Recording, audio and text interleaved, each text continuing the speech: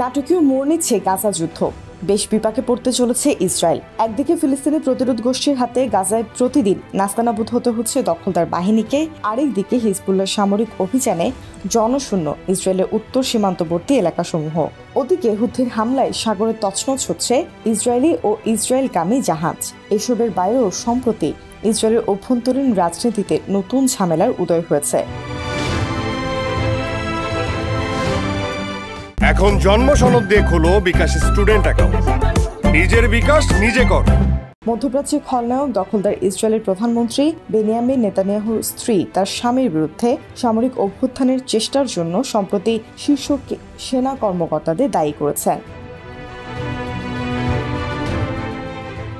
মঙ্গলবার ইসরায়েলের হারেটস পত্রিকার একটি প্রতিবেদনে বলা হয়, গত সপ্তাহে গাজায় বন্দী ইসরায়েলিদের বেশ কয়েকটি পরিবারের সাথে সাক্ষাৎকালে এ সমস্ত অভিযোগ তুলেছেন নেতানিয়াহুর স্ত্রী সারা নেতানিয়াহু। সারাকে উদ্বুদ্ধ করতে প্রতিবেদনটিতে বলা হয়, ইসরায়েলি বাহিনী আমার স্বামীর বিরুদ্ধে সামরিক অভ্যুত্থান ঘটাতে চাইছে।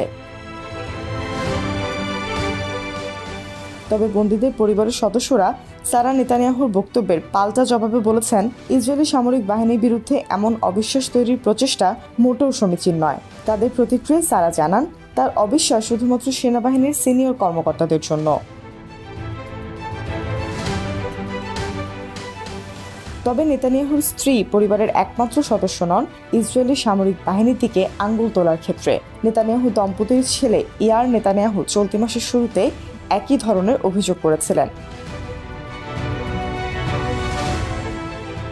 ইয়ার গত 17 জুন 7 অক্টোবরের ঘটনায় ইসরায়েলি গোয়েন্দা সংস্থা শিন বেটকে বিশ্বাসঘাতক হিসেবে যুক্ত করেছিলেন। তিনি সামাজিক যোগাযোগ মাধ্যম এক্সে লিখেছেন, তারা কি আড়াল করার চেষ্টা করছে? তারা যদি বিশ্বাসঘাতক না হয় তাহলে কি ঘটেছিল তা উদ্ঘাটনে তারা বহিরাগত ও স্বাধীন তদন্তকে ভয় পায় কেন? ইয়ার আরও লিখেন, কেন সেনাবাহিনী ও গোয়েন্দা প্রধানরা দাবি করেন হামাসকে নিবৃত্ত করা হয়েছে? 7 অক্টোবরের বিমান বাহিনী কোথায় ছিল? তবে সাম্প্রতিক মাসগুলোতে বহু সামরিক ও রাজনৈতিক নেতা 7 অক্টোবরের ব্যর্থতার দায়ভার গ্রহণ করলেও ইয়ারের বাবা মধ্যপ্রাচ্যের খলনায়ক বেনিয়ামিন নেতানিয়াহু এখন পর্যন্ত কোনো দায় স্বীকার করতে রাজি হয়নি।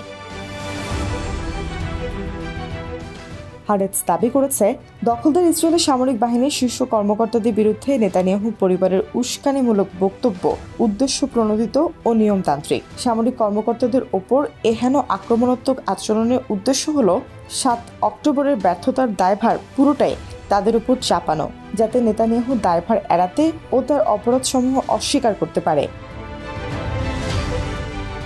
প্রতিবেদনটিতে আরও উল্লেখ করা হয়, নেতানিয়াহু সামরিক বাহিনীকে দুর্বল করার জন্য পরিবার ও উপর মহলকে কাজে লাগানোর পাশাপাশি দখলদার ইসরায়েলের সেনাবাহিনীর ক্ষমতা খর্ব করতে নানা ধরনের পদক্ষেপ গ্রহণ করেছে। এর মাধ্যমে ইহুদি রাষ্ট্রটির প্রতিরক্ষা মন্ত্রী ইয়োভ গ্যালান্টের সাথেও সে তুমুল দ্বন্দ্বে জড়িয়েছে। গ্যালান্টের মতে, নেতানিয়াহু নিজের রাজনৈতিক স্বার্থকে রক্ষা করতে গোটা ইসরায়েলের জাতীয় নিরাপত্তা বিপন্ন করে ফেলেছে।